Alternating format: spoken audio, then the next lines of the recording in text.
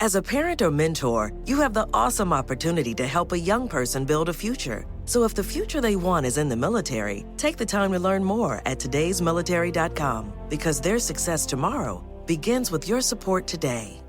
Hello and welcome to the Big Bark Podcast, bringing you the latest news from the canine world. Each week we talk to different professionals working in the canine industry across Ireland, from pet shop owners to groomers, behaviour specialists and vets. We will be discussing hot topics with our puppy panel, reviewing the best products, food and treats, the best places to take your dog on a day out, and the most dog-friendly venues in Ireland. We'll also be chatting with dog owners to find out more about the bonds that make a dog man's best friend. Your host for this podcast is Dara Burke, a dog lover with a passion for canine psychology and behaviour. Dara's own dogs, Bruno and Millie, will also join in from time to time and will be sure to offer their own big bark along the way. Time to bring on your host and start the show.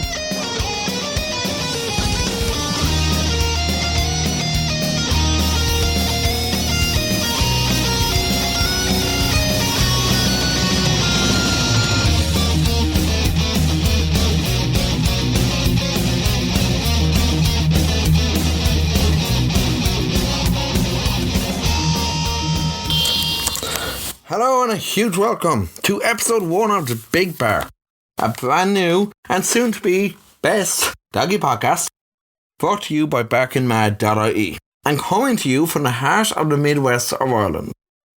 My name is Dara Burke and I'm your host, and together with my canine co-hosts, our puppy panel and our special guests, we'll be focusing in on different topics from the canine world each week. So first of all, let me take a moment and introduce my two beautiful canine co-hosts. To my left is my wonderful 7-year-old Golden Labrador Millie, a complete and utter rogue with a heart of gold who loves nothing more than a good old cuddle, and her favourite thing to do is go for nice long walks and get rubs. We've had Millie now with us for 3 years. Even though she's 7, we've had her for 3 years, and I really can't imagine life without her. On my right is Bruno, my absolutely really cool 3.5-year-old Bloodhound Cross Labrador. And now this amazing mix is known as a Bloodhound. Bruno came to us 3 years ago also, and right after I lost my own dog of 7 years at the time, Coco. Now, in that time, in that 3 years, he's been with me, as has Millie, through all the ups and downs. Now, Bruno is a complete brat, but he's the kindest and most caring dog going. He's absolutely mahoosive. But he still thinks he's a small little puppy who can sit right on top of my lap. And he doesn't actually realise that he's smothering me. And I don't think he really cares because he's getting attention. Together, these two dogs are my best friends in the world. As the series progresses, I'll give you a bit more insight into what Bruno and Millie get up to, what they mean to me, and how they've influenced my life for the better. So, what exactly are we going to be discussing in this podcast? Well, each week we're going to focus on a couple of different topics. We'll be reviewing different products for your dogs. We'll be meeting canine professionals and business owners. And of course, we'll be meeting dog owners and their dogs to chat over a cup of coffee or a pint or whatever they fancy about what it is that makes a dog man's best friend. Now, I am confident this is going to be a very exciting podcast each week. So before we go any further, be sure that you hit that subscribe button, that one right there, hit that subscribe button right now. Okay, you've done that, great. So what's happening this week then? Well, later on in the show we're going to talk about the need for a dog park in Limerick. As I mentioned, we're based in the Midwest of Ireland. Limerick is the main city, I suppose the capital city of the Midwest is how you'd put it. And in a city of over 100,000 people, we don't have a proper dog park. So we don't have a facility there just for dogs. At least not a publicly provided facility anywhere. At some point in time, as the show goes forward, I will try to be meeting one or two of the people that provide the indoor doggy fun parks, the private fun park that we actually have within the city, but we don't have a publicly provided dog park. So we're also going to be chatting about the public consultation for the review of the Control of Dogs Act. Now, if you're not aware, the Control of Dogs Act is effectively what legislates how well we control our dogs. It governs the restricted breeds list in Ireland and determines what restrictions are required if your dog is on this so-called list. We'll touch heavily on this and on the dog park with our guest later on the show, Tony McKenna. Tony is from the Barking Baker, and as the owner of the Barking Baker, he fits right into these two topics because Tony is also a dog trainer. So we'll be touching on those two topics with Tony, and I'm really looking forward to sharing that segment with you. We'll also be chatting to Tony regarding our first topic, and that topic is related to raw and natural feeding. So we'll be chatting to Tony about how beneficial the treats he makes are for our dogs, how to use completely raw natural ingredients, and we'll talk to him a bit about his journey from dog trainer to natural treat maker and what was involved in that journey. Now, I'll be sharing a bit of my own personal experience regarding how canine nutrition is so important. So keeping with our first topic, I want to introduce our first guest right now without further delay. So our first guest on the show today is Sarah Hannon. And Sarah is the owner of Re-Raw Healthy Pet Treat up in County Cavan. It's an amazing company that provides wonderful beef and chicken jerky, which Bruno and Millie go absolutely, utterly crazy for. And I'm just going to demonstrate this right here. Millie has kind of nodded off right now, but I just want Millie to come over. Come here, man. So Millie to come over, and I'm going to put the microphone up so that you can hear exactly how crunchy these wonderful treats are. So when Millie takes a bite of this, you're going to hear now.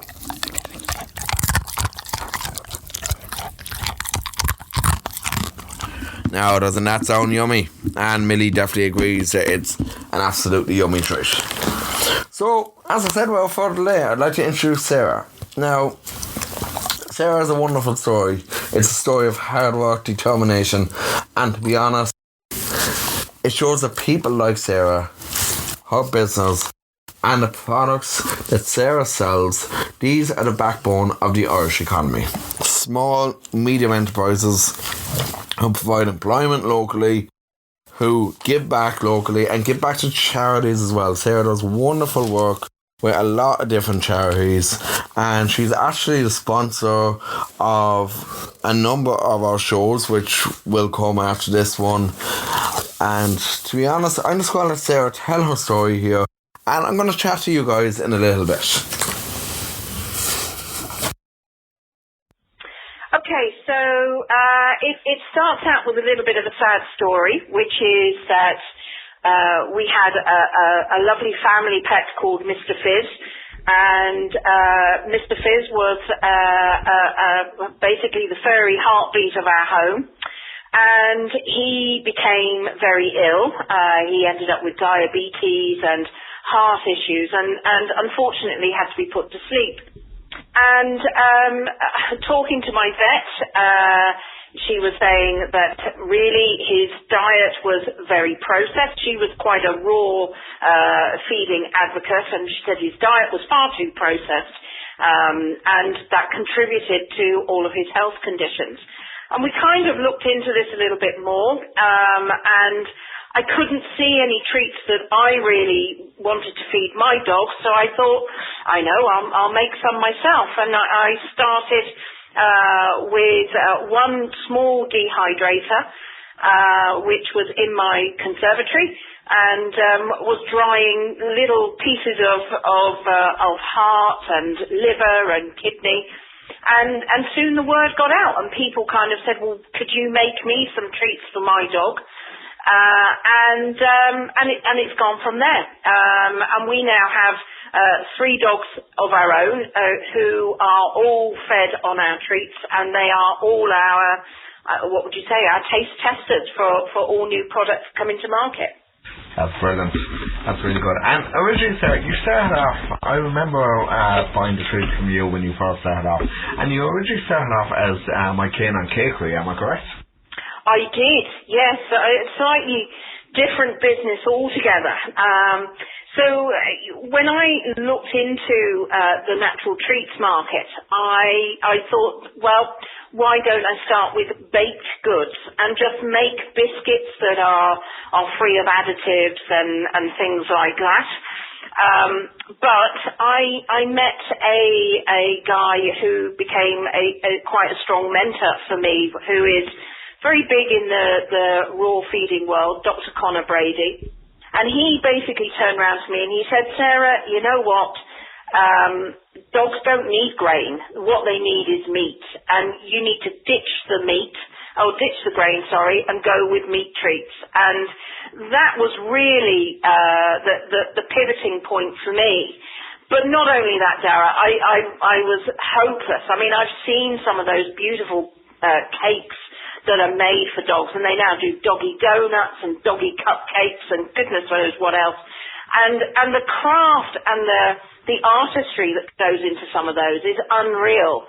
And unfortunately, I have the artistic ability of a brick. So it wasn't ever going to work for me.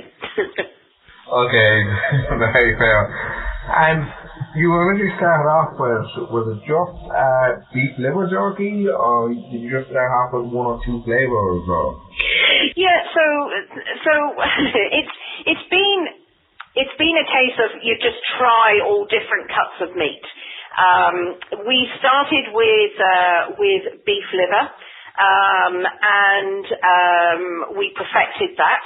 And then we moved on to other organs. So we moved on to the heart and the kidneys. And then we were kind of going, okay, well, we've done beef now. What else can we do? And we looked for chicken. And so we brought on board the chicken hearts, which are probably our biggest seller. And then we started looking at other animal parts. So, you know, we do things like the ears and the hooves and the paddywhack and the pizzles and all of those sorts of things. But I suppose what we have to do is we have to make sure that we perfect the product. We have a market for that product, and then we move it out. So, you know, for a long time, we only did the 5 treats, and the chew range that we've just brought on board has only been live now for about the last 6 months. And it's a slow process bringing anything new to the market, as I now know, because you have to have things shelf life tested. Everything has to be tested as well for its microbiology and its nutritional values. So there's a lot of work in bringing to the market a new product. You know, when you're starting out, you just kind of fire things into the dehydrator to see what works. Sure, yeah. And just going back on that there, like, you started off doing this in your own kitchen, and you've grown now to a stage where you have your own factory. Did you ever back when you were using your small dehydrator in your conservatory, did you ever think that it would grow that far, that you would have your own factory? Or do you still find that a bit surreal, or do you wake up? Yeah, I mean, it's been an amazing journey, and I think when you start off, I think the whole idea for me was that it was about making a great treat, which, you know, hopefully a few people would buy, and it would, you know, pay for my love of coffee, and that would be about it. And then you kind of go, you know what, I might get a little bit more ambitious, and start seeing if more shops will take it. And then it comes to a point where you have to start scaling up, and for me the biggest pushers in me scaling up to my factory have been the Department of Agriculture, because they follow, obviously we follow all the legislation to make sure that we produce safe treats, but in terms of the safety and the way that we're policed, I think Ireland is ahead of Europe, because I get inspected very regularly. They look at all of my laboratory testing and all of those sorts of things, or all of the stuff that I have to comply with. And it doesn't make sense for the small producer to be doing that. The only way that you can really make it work is by going into a factory, and that's what we've had to do. Yeah, I hear you. Definitely a lot of regulation around the food industry in Ireland, that's for sure. And yeah, that's not actually a bad thing in a way, because of while you say it can be too much for the small producer, at least consumers then know as well that they're getting a really good quality treat on the market, so they know that everything is above board. They know that the treats are top notch as well, which Bruno and Millie who are here next week can actually tell us that they were so happy to get their box of treats yesterday. There's literally a full bag of them gone already, so they've been great testers here for us. I mean, look, to me, the Department of Agriculture should be seen as our friend, because what they make us do, they do exactly that. They make us do it right, and there is no cutting of corners. So, we have to have our meat from regulated sources. I can't just go to the butcher and pick up meat. I have to go to one of the big processors, and they supply me with a whole raft of paperwork to say that this meat is of the right standard.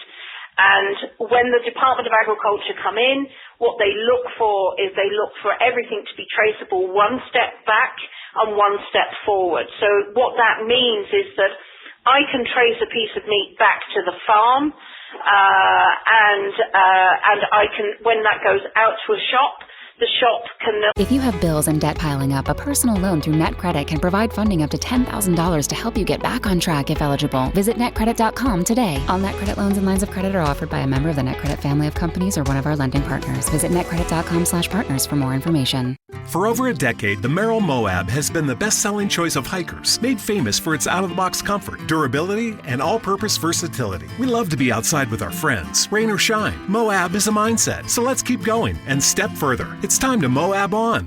Also have that safety of knowledge that I know what batches of product they've got. If there's ever any issue, they can come back to me and we can do safe recalls. And it's all about safety, and you can either run away from that, or you can go, that's a good thing, and I think it's a good thing. Yeah, and it certainly sounds like you've embraced that, which is, it's really good to hear. Now, given how much you've grown, there's a topic I want to touch with here, and that is everything that's happened that's happened with Aldi lately, being picked up by Aldi to, I suppose, the recent unfortunate that just been pulled there in the last week or so. But do you want to tell me, for a start, how? Yeah. How does it get picked up by a store like Aldi, who have how many hundreds of shops around the country?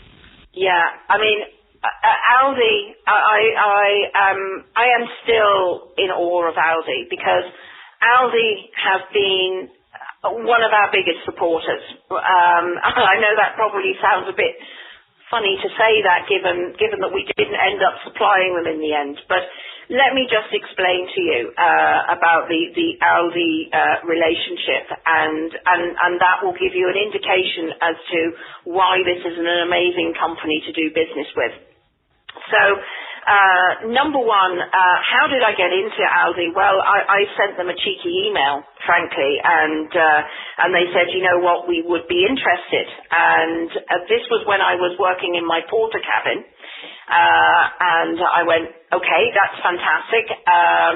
When do you want me to supply you? And they said, well, as soon as possible. Here's an order.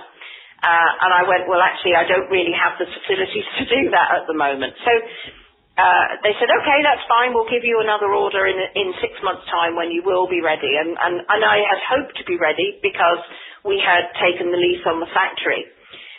What I didn't realise was that whilst we had power, as in electrical power, we didn't have the right power to run our oven, which was 3-phase power, and it's industrial power, basically.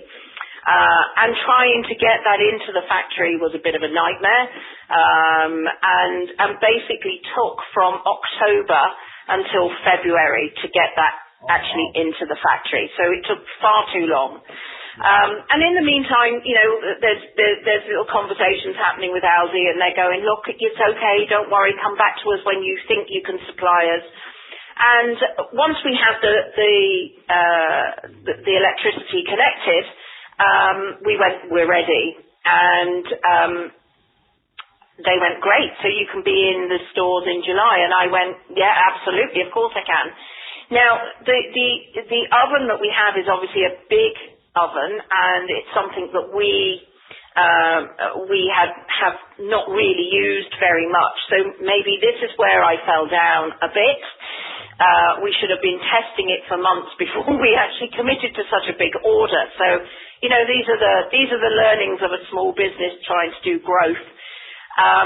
And we worked, both myself and my colleague Jer, who works with me, we worked really, really hard. We were trying to put through the product through the oven, and it just wasn't working. It would break down. It would, oh my God, it didn't matter. It seemed to matter what we did.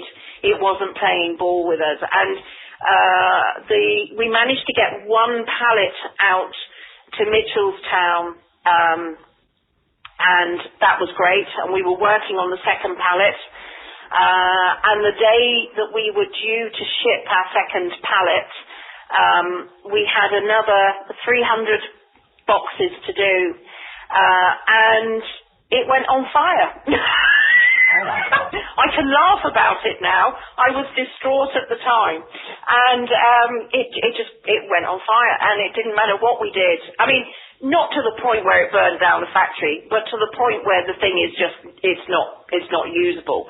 And and so I phoned Aldi and I explained, and initially they were kind of going, okay, what can you send us? What can you give us? And when I told them, okay, well, on the second pallet, we're probably going to only meet half of the order, they just had to make a very hard commercial decision. And they just said, look, best will in the world, it's just not enough product for all of our stores. And it doesn't make sense for us to put in, half pallets into our warehouse and all the rest of it. So, yes, it was a very sad decision, a very sad decision from them to pull the plug on us. But I completely understand. They're in business to make money. And they had cut me so many different chances. It's unbelievable. Now, I've had email contact with them, and it's still very warm. And it's still, look, they want us to get over our hurdles and to come back to them. So, I don't think we've blown our chances. But it was not what we wanted to happen. And so when I put up that post, I was actually sitting in Birmingham Airport. I was coming back from a family funeral. And I was sitting in Birmingham Airport, and I thought, oh my God, tomorrow is Thursday, and the products are supposed to be on the shelf in Aldi, and they are not going to be on the shelf in Aldi. I need to put something up just to say why. And I was writing it out and kind of going, you know what, people are just going to roast me, absolutely roast me on this, and rightly so. And I sent it out into the social media land, and I started getting responses, and I was blown away, because rather than people roasting me on what I saw as a failure, they were rallying around me and going, we're really sorry. We really wanted these products in Aldi. oh my goodness, I'll buy a box. And all of a sudden, that post that I did reached over 150,000 people without me paying for it to go big. It reached 150,000 people, and it had over 300 and something shares. And I'm still getting people coming in going, oh, I'm really sorry about your oven, and can I buy a box? And I am genuinely in awe of the generosity of the general public. And, you know, from that we've also got onto the shelves now of Pet Stop. They've come back to us and they've said, yeah, we'll stock you. Lots of little groomers have come in and gone, look, we'll stock you as well, which is fabulous.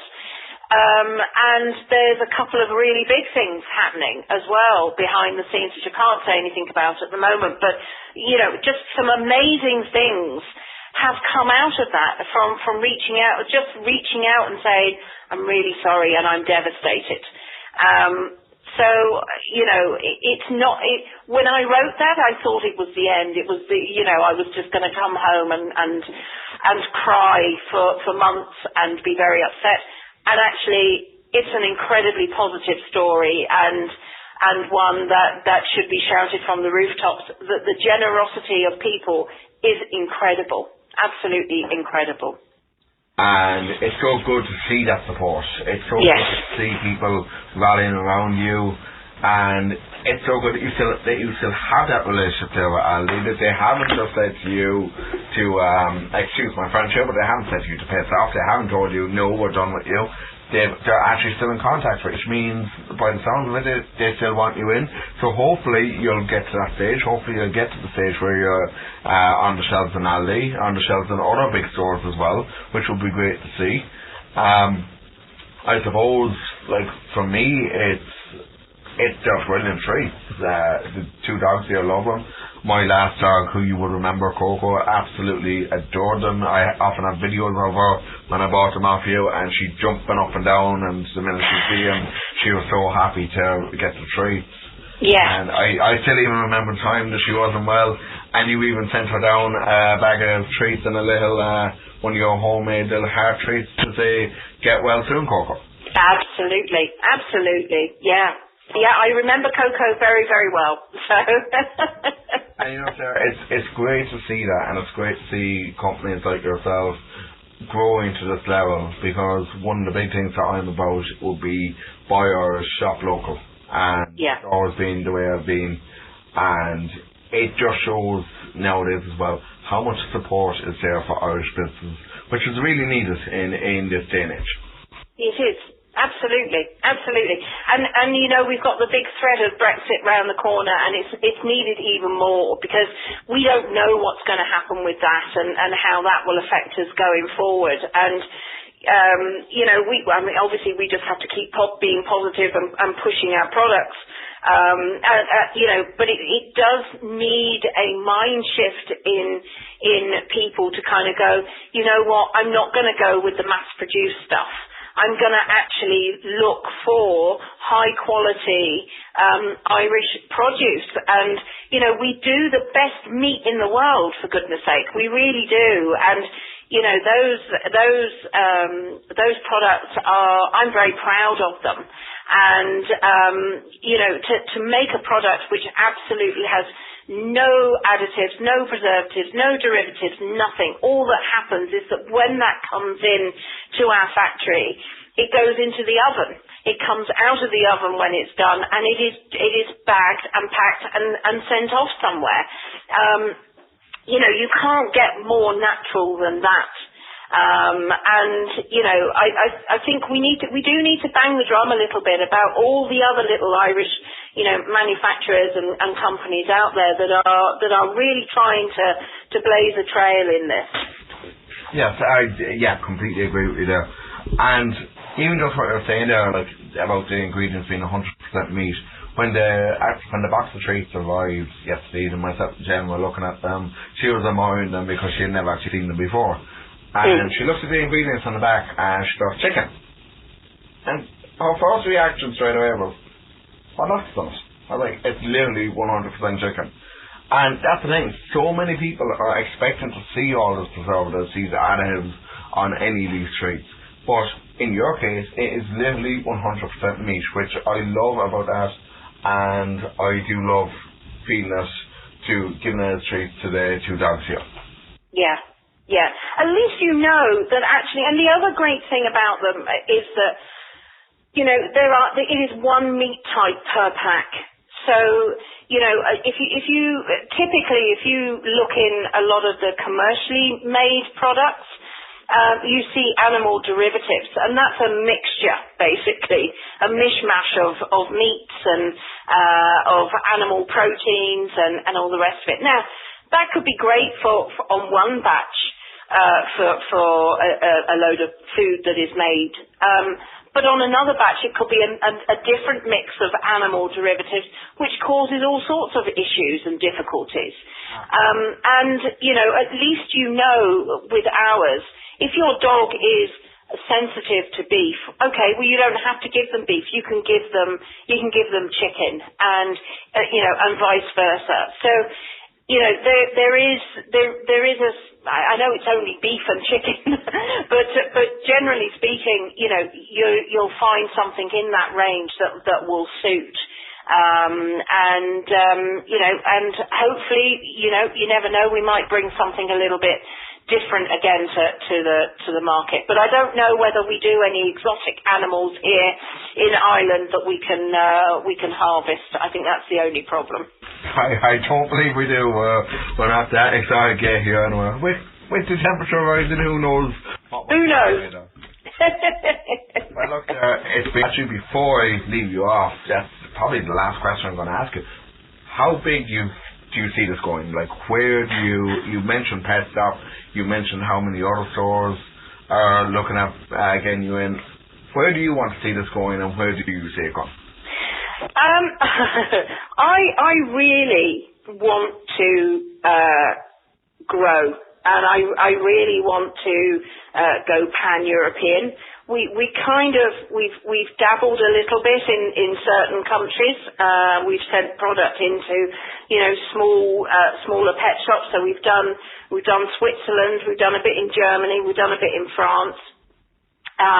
As we sort of establish ourselves more, obviously we'll be able to look into doing those things a lot more. I definitely, you know, we do an awful lot in the UK. I don't ever see the UK going away as a market for us because, you know, Ireland and the UK are just too linked together. I think our products sit well in store over there, and we already have quite a good network in the UK. I definitely, as I say, I definitely see Europe. I don't know whether I see outside of that. Maybe we need to focus on that for the next 5 years, and then we see where we go from there after that. But I'm passionate, Dara, about the idea of adding jobs. We live in on the border counties, so obviously based in Cavan, and job opportunities are hard to come by for certain sectors of the population. I would love to offer maybe apprenticeships to people. I would love to see an opportunity to take on people with learning difficulties, because some of our jobs could fit very well with people that have learning difficulties. So, you know, and returners to work. Oh, look, I mean, you know, I'm passionate about being able to give opportunity, and that is something that I really want to be able to do over the next year. The knock with the Aldi order has slightly put me back a couple of months, but we move forward with our plans nevertheless, and we hope that by November we will have an employment total in here of 5. And then we'll be adding to that, obviously, as we go forward. Alright, and thanks very much, Sarah. So the whole way through that, I had Millie right here next to me, looking at me, and Jesus, she almost pushed me off the couch. So, okay, that should really be... If you have bills and debt piling up, a personal loan through NetCredit can provide funding up to $10,000 to help you get back on track if eligible. Visit netcredit.com today. All NetCredit loans and lines of credit are offered by a member of the NetCredit family of companies or one of our lending partners. Visit netcredit.com/partners for more information. There's a highway that stretches across the 93 days of summer, where worship isn't offered to the sun, but to the smoking tire, the S-curve, and the spin turn. And if you ride it, make sure you do it in a Dodge Charger, Challenger, or Durango. 'Cause on this highway, the lines being blurred are the ones between drivers and demons. Welcome to Highway 93. Dodge is a registered trademark. In the bloopers, but I'm going to leave it on. So Emily looking at me here as I say, give me more. These dogs are in love with these treats. And you know, I really can't blame them. When I open a bag of these treats, either the chicken or the beef, when I open the bag of them, I just want to have one myself because they smell so beautiful. But if I had one, the dirty looks I would get would say enough, and I wouldn't be in the good books with these two beautiful doggies. But you know, I picked up a box of 10 bags of these treats from Sarah a couple of days ago. And honestly, I was one of the people when I saw Sarah's post go up on Facebook. I said, yes, I'll support you. I want a box of treats. And like myself, so many others gathered around her. So many people supported her. And it's wonderful to see that. And it was wonderful to hear Sarah's story. And I really hope to have her on again in a few months. So keeping with treats, I got to have a look at some wonderful grain-based treats made by Tony McKenna, who is the owner of the Barking Baker. Now, the Barking Baker operates out of the Milk Market in Limerick every Saturday. The Milk Market itself is a wonderful, amazing venue. It's magical on a Saturday morning. Actually, particularly coming up to Christmas, it's an amazing venue to go to visit. So, Millie is getting tired of me doing all this podcasting stuff and it keeps hitting my screen. So, I'm one who just loves natural treats for my dogs. And as you can probably tell here, Millie wants more treats, so Millie loves them too. So in a while, I'm going to chat a bit about my own experience regarding canine nutrition. But first of all, I want to introduce you to Tony. I want to hear a bit about his journey, and I want you to all experience what it's like for Tony to have gone on the journey that he's on. And while you're listening to that, I'm going to go away and hopefully make a cup of coffee, and I'll let you guys listen to this next clip. And if I ever get to make that cup of coffee, it'll be great, because the last clip I was just loving Millie the whole way through it.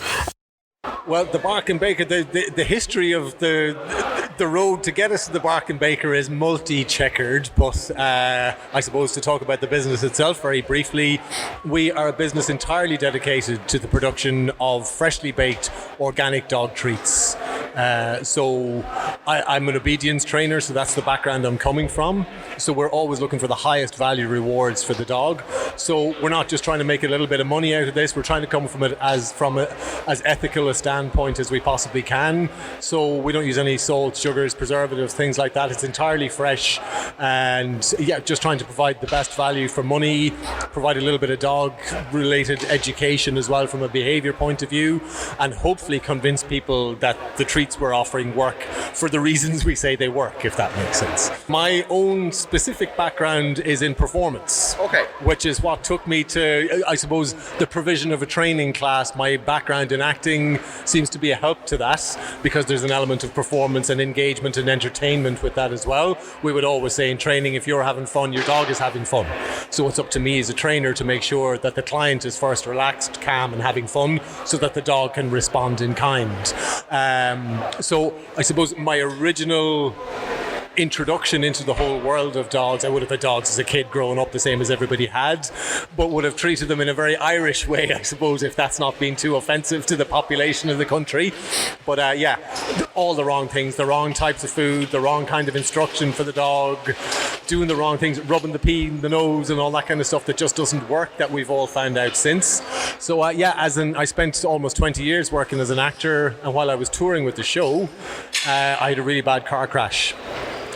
And it was while I was recovering from the car crash that I started doing a bit of volunteering with the DSPCA. And once I started volunteering there, it was only then that I realised that I actually possibly have maybe not a gift, but a small bit more affinity with dogs than I previously realised I had. So after volunteering in the DSPCA for a couple of years, I went on to complete my obedience training internship with the King of Paws Academy, which is run by Alex Petrelli.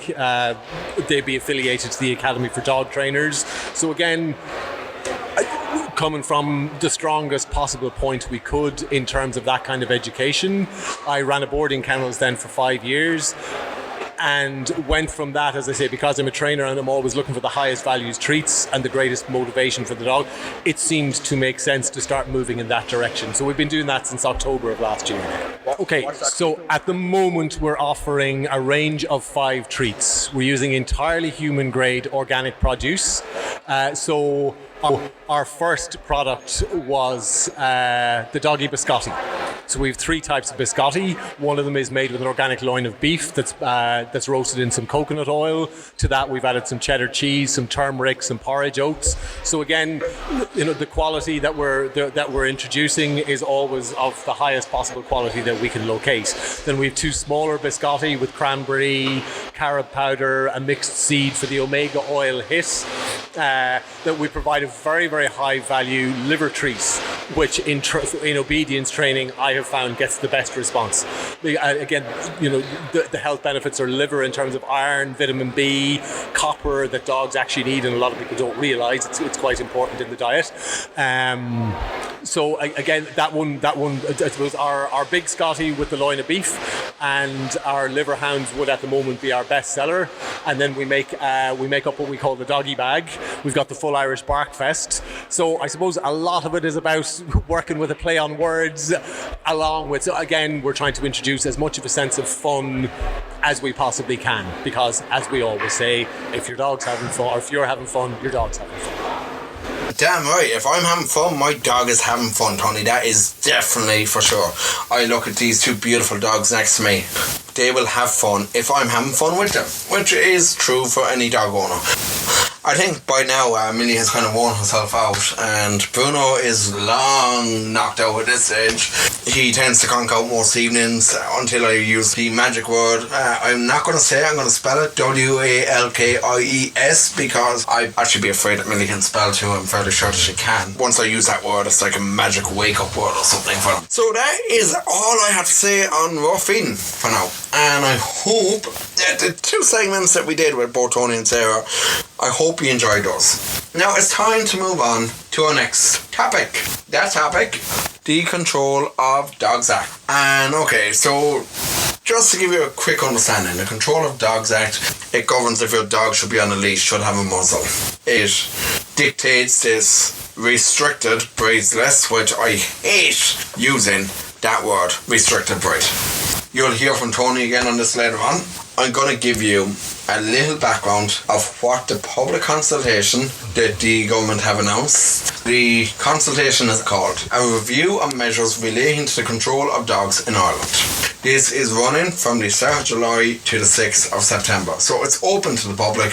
You can submit your feedback on this to the Department of Rural and Community Development. Now, this department is asking a series of questions. Let me very quickly go through those questions. So there is a total of 10 questions in this document. First of all, should the legislation that is currently in place be amended to include notices similar to those that are in place in Scotland and Northern Ireland? So basically they're looking there at different rules that are in place in relation to restricted breeds in Scotland and Northern Ireland. And also looking in question 2 at our different approaches in other jurisdictions that could and should be considered. Now, the next question is a real picking point for people, and anyone I've spoken to so far on this is completely against the option A. Question 3 states, should neutering be A, encouraged more, or be required, either for dogs generally, for male dogs, or for specific dogs for which any notices have been issued? And for those listed in the Control of Dogs Regulations 1998 or future amended version of that list. This list that they're referring to is the restricted breeds list. Let me tell you what's on that list. Most of you notice. You have the American Pit Bull Terrier, you have the Bull Mastiff, you have the Doberman Pinscher, you have the English Bull Terrier, you have the German Shepherd, you have the Japanese Akita, the Japanese Tosa, you have the Rhodesian Ridgeback, you have a Rottweiler, you have Staffordshire Bull Terriers, also known as Staffies, and you have the Bandog. Many of you listening to this own some of these breeds, and you will definitely tell me that your dog is the most gentle dog going. And you know what? I really do believe you, because I think this list is absolute utter crap. There is no such thing as a restricted breed. There can't be. And Tony, who is a dog trainer for years, will also testify to this. How can you judge an entire breed? Sure as hell is this not racism for dogs. You are judging an entire breed based on 1 or 2 incidents. That is only to do with irresponsible owners who cannot and will not train their dog and who put fear into their dogs. Dogs don't want to be violent. They don't want to be vicious. They just want to be loved. Sure, there's some incidents where you do find dogs can attack for what seems to be, to people, no reason. But there is always a reason. And as Tony will also say, a dog will give you plenty of warnings. So if anyone believes that the likes of Rottweilers, the likes of German Shepherds should be on a restricted breeds list, should be muzzled, should be completely confined to what some people would see as being confined to a cage, well, I'm sorry, that's just wrong. There is no such thing as a bad breed. There is only a such thing as a bad owner. Obviously, these dogs have to be on a strong lead, led by a person who's capable of controlling them, securely muzzled whenever they're in a public place. Let's go back to the neutering one for a minute. I kind of skipped.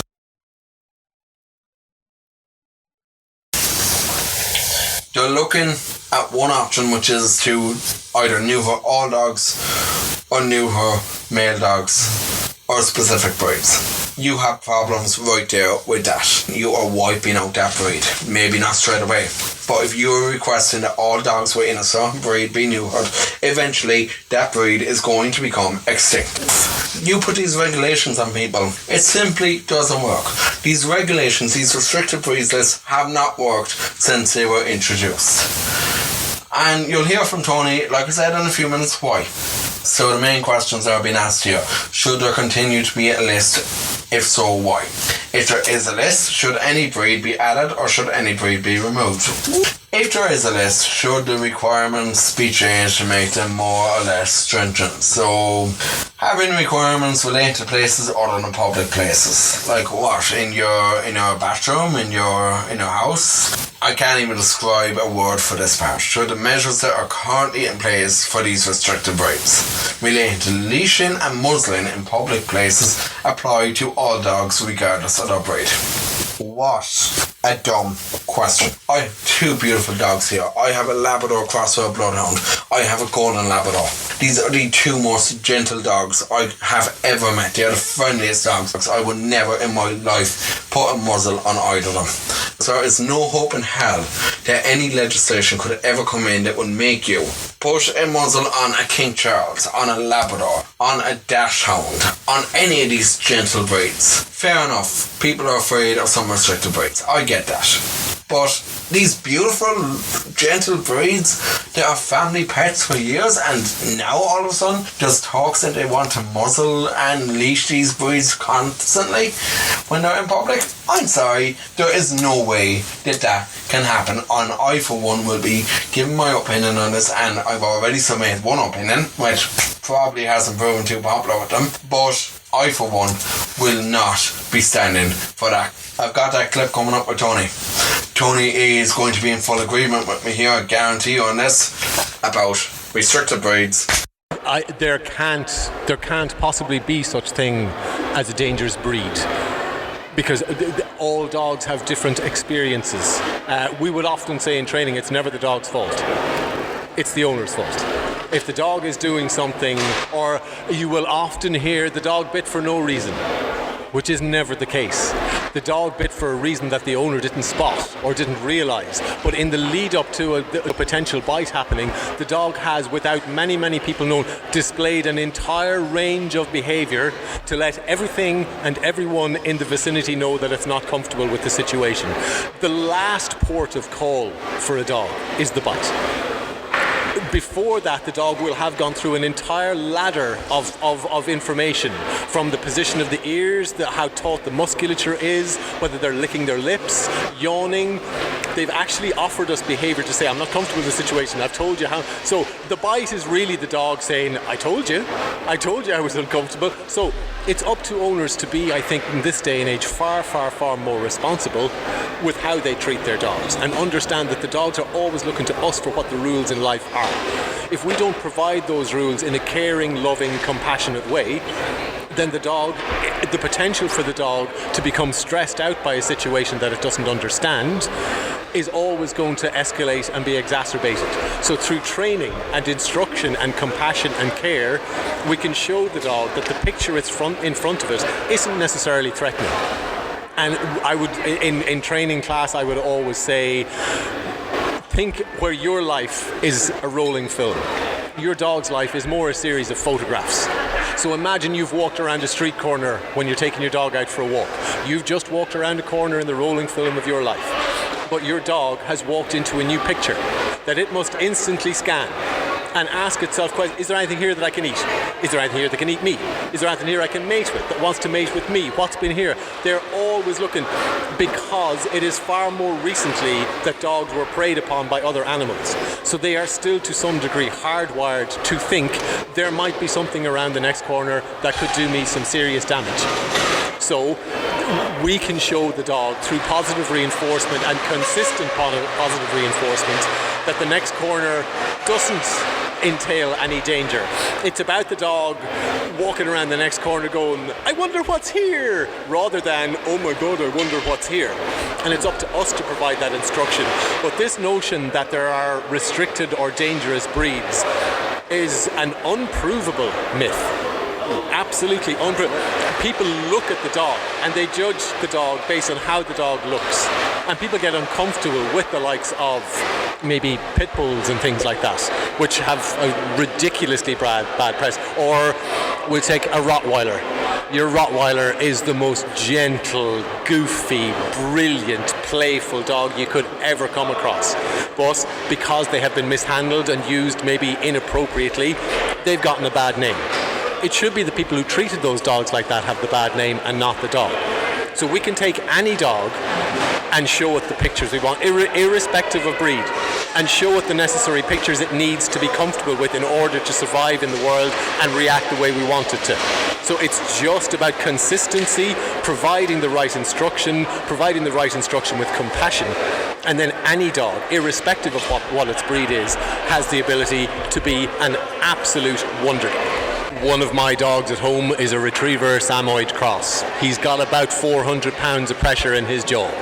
He can do any amount of damage that he cares to. It's just that he's well trained and he doesn't care to. So when he sees new things, he gets excited about them. Because in the earlier part of his life, I showed him as many pictures of life. I took him to as many places. I took him in heavy traffic. I took him in down country lanes. I introduced him to children, men on bikes, men in hats, women in dresses. To the dog, they're all different things. So if we can allow the dog in that critical learning phase of its life to experience as much of the world in as many different facets as it possibly can, then it will only approach everything subsequent with joy. I'm fairly sure that those two dogs were badly treated, not shown what the rules were. Maybe got stressed out about people coming close to them. Maybe got lost and didn't know where they were. I'm not sure the details of the case, so I couldn't speak to the case specifically. But there isn't any reason for a dog to attack unless the dog hasn't been shown what the necessary rules are, especially around people. Completely agree. Absolutely agree. So yeah, to say that now they should, all of those type of dogs to be on the restricted breed list, for a start it makes no sense. It's unpoliceable, it's unworkable. So the list doesn't make sense. It's about time that people who are making these rules and laws maybe brought themselves up to speed with where the leading lights in canine behavioural science are at the moment, and maybe follow that instruction.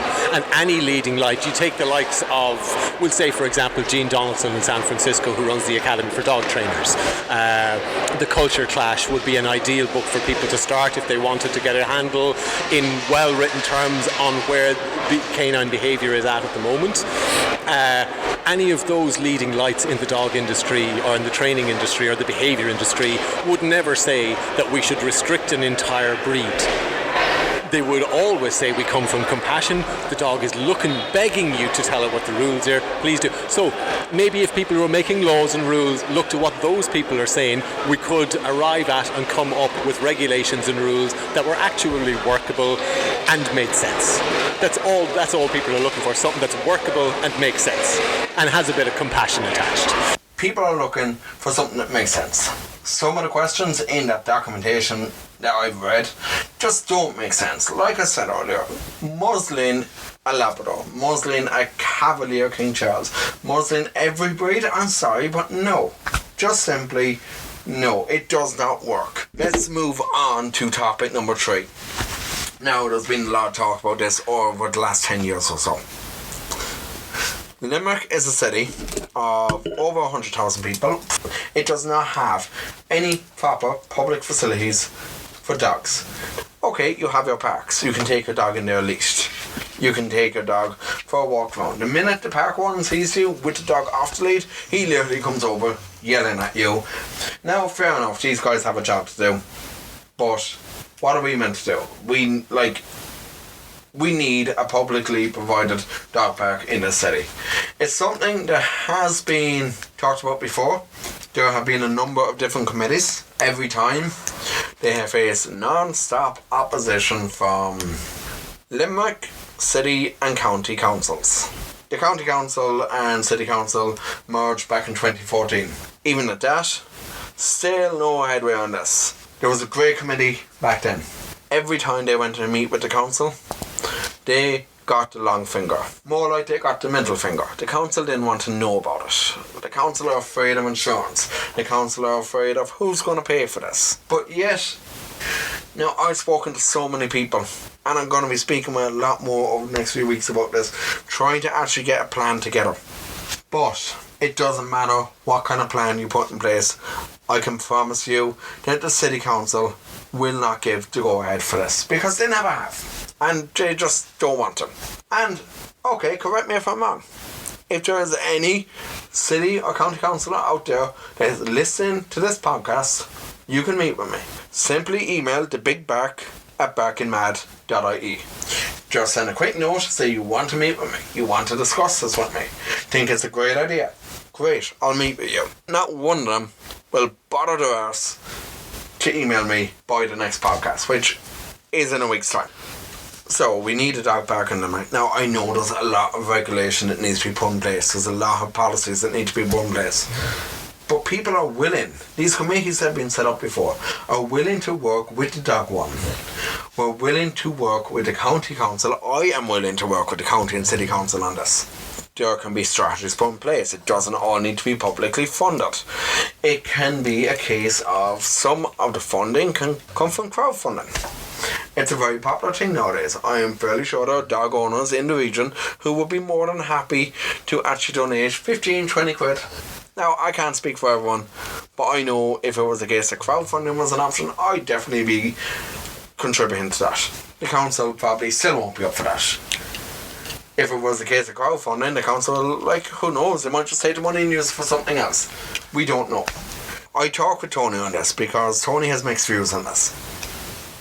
Now, the reason Tony has mixed views is because of his experience with dog parks when he lived in Dublin. So I'm going to get his opinion on this, and I'm going to see what he thinks in general.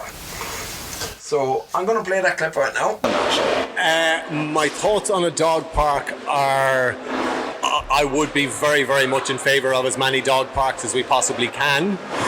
I do think they should be supervised, because we'll go back to the case of those two staffies. Somebody owned and was responsible for those two staffies, and without them being trained or instructed appropriately in how to behave in the world, they went and did whatever damage happened to that poor lady, which is terribly, terribly unfortunate. So because there are still owners there who may not be as willing as they need to be to engage with positive training, it wouldn't be fair to allow those kind of people, without being too restrictive, access to the same facilities without making sure that they've taken the necessary steps to train and control their dog, because that's their job. It's the job of the owner. So once all owners and the potential for any flashpoints and dangers get up to speed, then it's probably going to be easier for the legislation to follow that. If you know, I think action needs to be taken from both sides. A dog park is a fantastic idea. It needs to be well controlled. It needs to be well monitored. The first dog park I went to in Dublin when I got my retriever Samoyed when he was a pup, we weren't there 10 minutes before somebody else arrived with a Malamute or else a very large husky, but they're quite similar anyway, who had no boundaries, no rules, and within 5 minutes I had to pick up my pup and leave. So that was my first and only experience with that dog park. So because it wasn't supervised, so there is a good bit of work to be done on all sides. So the people attending the dog park, they need to be clean. They need to bring poo bags. You know, all of those things. A lot of people still aren't doing things like that as well. So I think, you know, the burden of responsibility isn't necessarily entirely on legislators and lawmakers. It's on people who are going to use those facilities to make sure that they're going to use them correctly for the benefit of everybody, including their dog. So that's really, really necessary. Because it only takes one dog that's out of control to create mayhem in a place like that. Absolutely. So definitely all for it. I think somebody in some way qualified or trained in being able to spot canine behaviour, what the flashpoints are, should be in place to monitor those situations. But yeah, I mean, it's ridiculous that that isn't in place. That in this day and age we're still talking about the need for that. I think, you know, when you're mentioning countries like France and Japan and stuff like that, places like the west coast of America, all of that stuff is already in place. It's not even thought about anymore. So we do have quite a bit of catching up to do here, and you know, hopefully it'll happen quite soon. Hopefully it's right, Tony. Hopefully it's right. So, I just want to go back short bit there. In that clip, you may have heard Tony mention two staffies. Now, that was slightly inaccurate. There was two staffy type breeds that we were talking about. It was in relation to an inquest into unfortunate death of a lady in Galway. The inquest was held recently about a woman who was attacked so severe by two dogs. They weren't actually staffies, but they were two dogs which apparently looked like staffies. Now the breeds are actually called Tressa Canario breed. They're a type of staff, I believe. I can't be 100% sure on that, but this lady was killed by these two dogs at her son's home, and it's very unfortunate to see. These two dogs, this breed, was not actually on the restricted breeds list. So I think a lot of the questioning around the Control the Dogs Act and this public review in particular, a lot of this probably comes from incidents like this. In that aspect, I can understand in one way where and why they want to change these laws and why they want to look into these laws, but at the same time, these dogs weren't on that list, so it's proof that any dog can react. Any dog can react. But again, this all comes down to owner and like training behaviour. Like, it doesn't come down to the breed itself. I do want to move on very quickly. And I do want to touch on one final thing with Tony, and that's his plans for the future. And I see bright things in the future for Tony. I see bright things for the Bark and Baker, and I really hope it does, because it's such a brilliant, awesome brand. It's local, it's Limerick, it's Limerick Tipperary really, because Tony is actually living out in Tipperary, near enough to Nina. I hope I'm right on that, Tony. But I want to know what's next on him, and I asked him that. I want to see where he plans on taking this, and where he plans on going with the Bark and Baker, and how awesome and brilliant he can actually make this. Okay, let's hear the final clip from Tony. Next, well, the next thing for us, and I'm working on a recipe at the moment, is the Snuffle Truffle. So again, along with the recipes, we do like a little play on words. So that's going to be a lamb-based treat.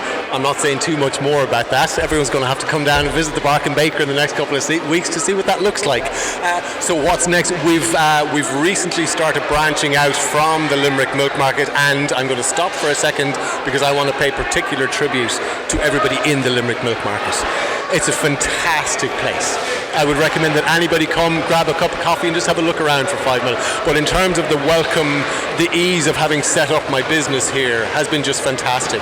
In terms of advice from other stall holders, the people that work here, it's been seamless and so easy and so much fun. Setting up here on a Saturday morning is like, it's almost like being in a Dickens novel. It's fantastic. The atmosphere, the energy of the place is brilliant. So what we're hoping to do at the moment is maybe look to maybe 2 or 3 other markets in different areas of the country, so that we have more of a national reach. We've also been done a couple of shows with the DSPCA over the last couple of months. We did Pets in the City in Smithfield. We did the DSPCA dog show at the DSPCA site in Rathfarnham about a month and a half ago.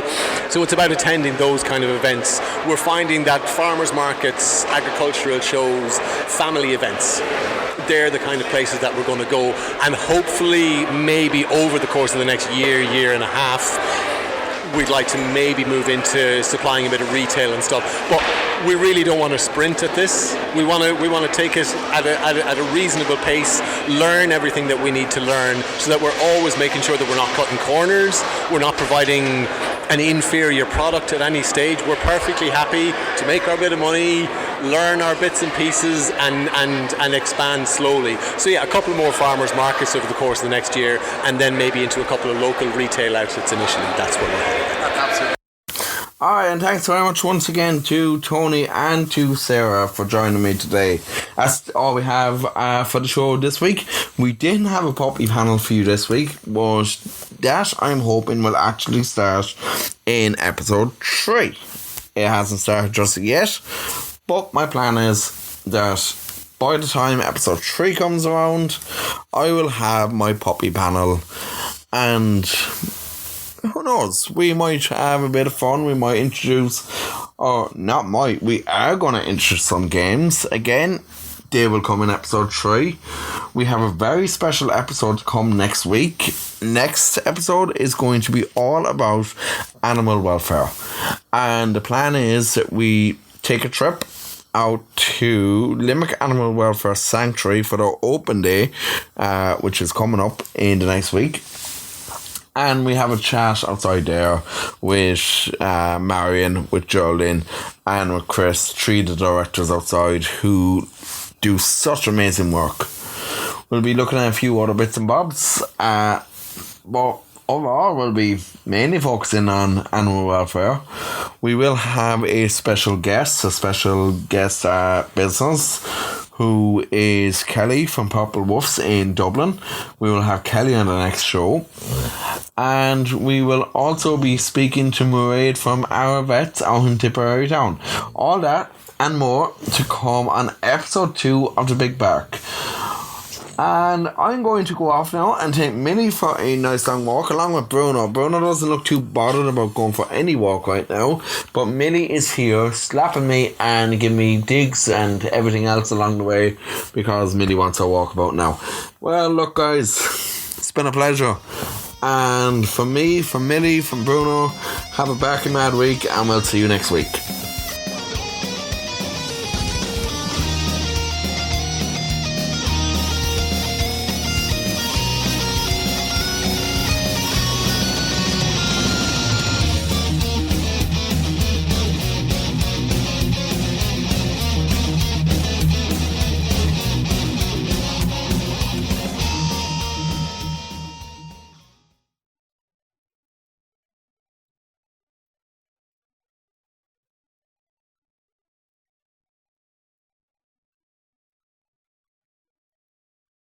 If you have bills and debt piling up, a personal loan through NetCredit can provide funding up to $10,000 to help you get back on track if eligible. Visit netcredit.com today. All NetCredit loans and lines of credit are offered by a member of the NetCredit family of companies or one of our lending partners. Visit netcredit.com/partners for more information.